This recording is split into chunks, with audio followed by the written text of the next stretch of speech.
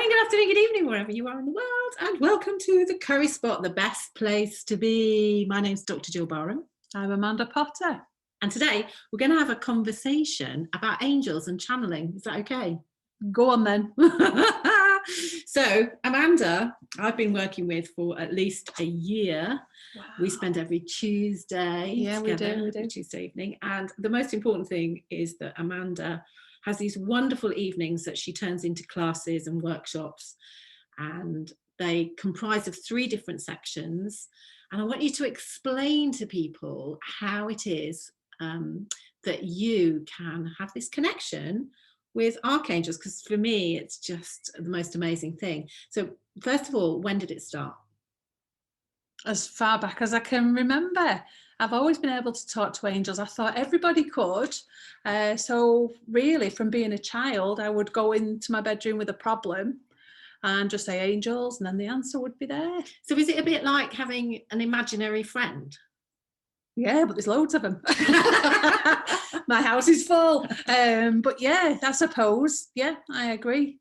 Do you think there are lots of children that have angels around them that basically are kind of tagged as imaginary friends, or Definitely. You know, so and so's talking, oh, there's Daniel, he's talking to his imaginary friend?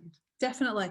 You see, angels are around us all, and so when children especially under the age of 4, they're still picking up all the angelic energies and the spirit that are around them, which really you can, like my mum thankfully did, you can encourage that with the children, and therefore they can then continue developing their skills, because I believe this is a superpower and you just need to develop it, and luckily I did.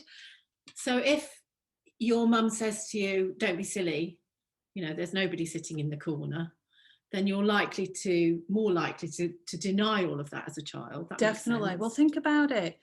The child looks to parents and everybody around them as knowing more than them. So if they refer to something and the parent says that's not right, they think, oh right, okay, that's not right, and so they'll block it off. And I know, for example, my nieces, they used to talk to their mum about seeing my dad who'd passed over, and she'd be like, oh, don't want to talk about this, and she'd just say, save it for your Auntie Amanda. And so they did, and they go, oh, Granddad's been, and they'd tell me what he'd said, and he was such a joker anyway. I knew for a fact they were telling the truth, and so that just needs encouraging all of the time. And so are you saying then that it's not only talking about connecting with angels and spirit, but it's actually connecting with people that have been in your past? Definitely. One of the first spirit memories I have is a lady in black, and if you read my books, she's in there, but she was actually my mum's grandma. And so that's why my mum encouraged it, because when I started talking about this lady in black, my mum didn't know who she was until I described her, and she understood it was her grandma who loved crosswords. And so by actually having a conversation through me to her grandma, lady in black, Mary, could actually hear my mum, but my mum didn't realise. She thought I was the telephone. And so the lady in black would give me the answers to the questions of the crossword, which was great training for me. And then that's a lovely connection still with your mum. Exactly. And my mum encouraged it because she wanted to be near her grandma still. You know, she really missed her grandma. They had a lovely connection. Sounds very cuckoo and woo-woo, but actually I've seen you do it. So I know that this, I didn't know before. I thought it was a bit woo-woo before. But because I actually witness you channeling, because often you'll give a class or you'll do a tarot reading, or I've just had some wonderful Reiki, for example, and you say to me afterwards, I don't know what I said.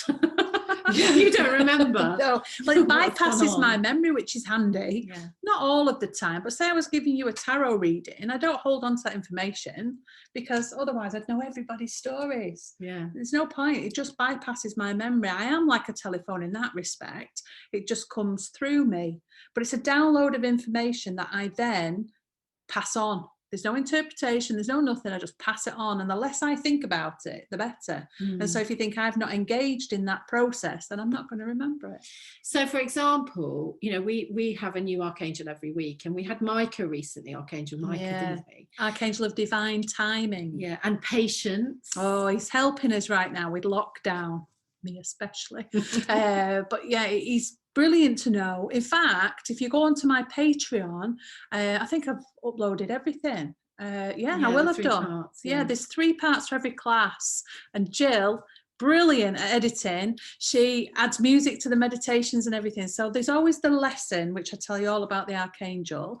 And then there's the wisdom that angel has channeled that day or the day before. And then there's the meditation. So you can pick and choose what you want to listen to. And just by looking at the orb, every single angel we've got an orb with, haven't we? How I see them, roughly, because I've created them. I'm not brilliant, but you can actually look through the list and think, I like that colour, I'll go with that colour today. That's how I used to do it as a kid. So Micah, his messages were, can you just sum up what his main messages were? He was talking about lockdown and how to, one of the main things with Micah is realising that everything's perfect. Because the one thing we do as people is we're looking for the imperfections, or we're believing we're imperfect. And so what he's saying is, with divine timing, you'll understand why it had to be this way. And so he always gives me the analogy of the cake being baked in the oven, and how you would go and shop for your ingredients, and you sit there with your mixing bowl and eventually put it in the oven, and you don't take that cake out of the oven until it's cooked. Divine timing. Why would you give yourself bellyache just to get that cake down first? And so he says to me, wait, then you'll be able to look back and you'll realize with hindsight why we needed divine timing. And so at the moment it's difficult to see because of lockdown, but there are things going on behind the scenes, spiritually, politically, it's all sorts going on, but everything has to fall into place for it to have the perfect ending. And for me, when I do these sessions every week, this gives me such relief and faith, and knowing that we're not on our own, because I think one of the big problems at the moment is that we feel so confused about what's going on, and that we've kind of been abandoned by the world. Feels like that sometimes. It does feel like that, and that's one of the great things. So thank you for sharing that. But what I would say is that if you want to experience one of these Tuesday classes, then go to Amanda's Patreon. You just do patreon.com and search for Amanda Potter. And I think those 3 we've uploaded as freebies. There's a small charge as we're beginning to load other things, but there are certainly those 3 parts as an example that you can test. And then if you want to, you can come along on a Tuesday night and spend Tuesdays with us as well. You'll love Tuesdays. Yeah, really they're great. Great. They've helped loads of people get through lockdown. The amount of people who say, without my Tuesday night, I don't think I'd seen this. No, I don't think this I'd have survived the year without you, really. So thank you for joining us, and we hope to see you on the next episode.